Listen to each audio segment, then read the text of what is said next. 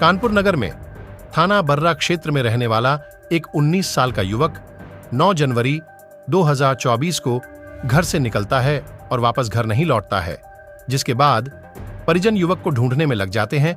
लाख ढूंढने के बाद जब युवक नहीं मिलता है तो थाना बर्रा पुलिस को इसकी सूचना दी जाती है, जिसके बाद बर्रा पुलिस छानबीन में लग जाती है। इस खबर में ज्यादा जानकारी के लिए जोड़ते हैं हमारे संवाददाता हिमांशु मिश्रा से। कानपुर की बर्रा पुलिस ने एक खोए हुए युवक को ढूंढ निकाला है और उसके बाद उसे उसके माँ बाप के हवाले कर दिया है। चलिए हम आपको दिखाते हैं कि कैसे बर्रा पुलिस ने उस युवक को ढूंढ निकाला है, जिसकी जानकारी दे रहे हैं डीसीपी रविंद्र कुमार। आवेदक श्री आशीष शुक्ला जी के द्वारा थाना बर्रा पर एक तहरीर दिया गया। तहरीर में उनके द्वारा बताया गया कि उनका पुत्र जो कि बालिग था, 19 साढ़े 19 साल उम्र थी, वो दिनांक 9/1/2024 को अपने घर से अपने कॉलेज के लिए निकला था, लेकिन वो कॉलेज नहीं आया था। वो लोग अपने परिजनों के साथ उनको ढूंढते रहे, लेकिन जब बच्चा उन्हें नहीं मिला तब उनके द्वारा थाने पे एक गुमशुदगी की तहरीर दी गई। उस तहरीर पे हमने तत्काल गुमशुदगी दर्ज किया। गुमशुदगी दर्ज करने के बाद में जो इस इशू को काफ़ी हम लोगों ने गंभीरता से लिया। सारे वरिष्ठ अधिकारी के द्वारा मौके का मुआयना किया गया, उनके परिजनों से बातचीत की गई। जो बच्चा है इसके जो है मोबाइल, जो अपनी मदर का मोबाइल यूज़ करता था और जो लैपटॉप था उसको जो है टेक्निकली उसको देखा गया। टेक्निकली उसके जो मोबाइल थे, लैपटॉप पे उसका जो है वो काफ़ी अच्छे से गहनता से उसका परीक्षण किया गया।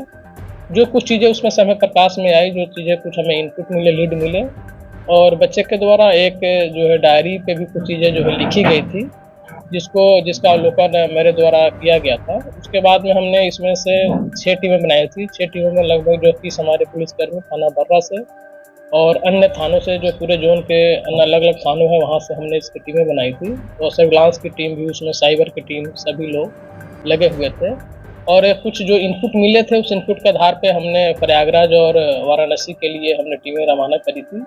इसके अलावा कानपुर से जो भी एग्जिट पॉइंट हमारे हैं, चाहे कानपुर सेंट्रल रेलवे स्टेशन हो या जितने हमारे झक्करकट्टी बस स्टैंड हो, फजलगंज हो, रामा देवी हो, यशोदानगर बाईपास हो, जितने हमारे यहाँ पॉसिबल एग्जिट हो सकते हैं कानपुर से बाहर जाने के, सभी जगह पे हमारी टीमें जो है लगी हुई थी। लगभग हम लोगों ने 250 CCTV कैमरे जो है पिछले 3 दिनों में हमने देखा था। और प्रयागराज में भी हमारी टीमें गई थी, वहाँ पे भी लोगों से जो है हम बातचीत कर रहे थे। और अल्टीमेटली जो है बच्चा जो है बनारस में जो तुलसी घाट है, भेलूपुर थाना क्षेत्र लगता है, वहाँ से बच्चे को सकुशल बरामद कर लिया गया है और उनके परिजनों को सुपुर्द कर दिया।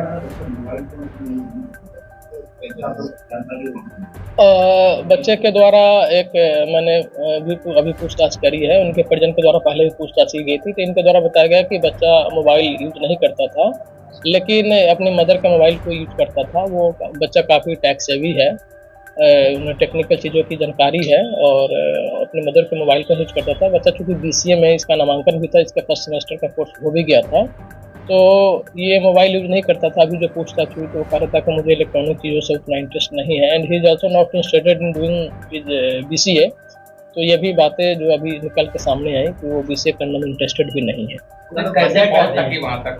जो मैंने आपको बताया कि जो मोबाइल और लैपटॉप था उसको टेक्निकली हम लोगों ने देखा, सर्विलांस के माध्यम से उसको देखा, और जो उसमें कुछ लीड मिले थे, टेक्निकल जो चीज़ें थी, उसके आधार पे हमें लगा कि ये बच्चा या तो प्रयागराज जा सकता है या बनारस जा सकता है। 2 पॉसिबिलिटी थी, दोनों जगह हमने टीमें भेजी थी और हमें सफलता हासिल।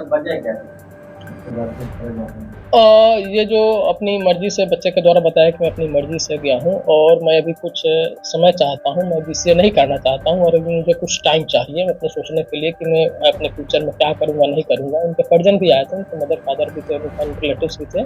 उनसे भी मैंने रिक्वेस्ट करी कि बच्चा अगर अपना कुछ समय चाह रहा है अपने भविष्य के लिए तो इनको कुछ समय दे दिया जाए, क्योंकि बच्चा बालिग है, सोच समझ रहा है, पढ़ने में भी अच्छा है। उनके परिजनों ने भी कहा है कि हाँ, बच्चे को हम कुछ टाइम देंगे, अपना बच्चा कि डिसाइड कर ले कि व्हाट इज गुड और बैड फॉर हिम, और बच्चा अपना डिसाइड करेगा। फिर उसके बाद में जो भी बेहतर होगा बच्चा अपने भविष्य के लिए सोचेगा।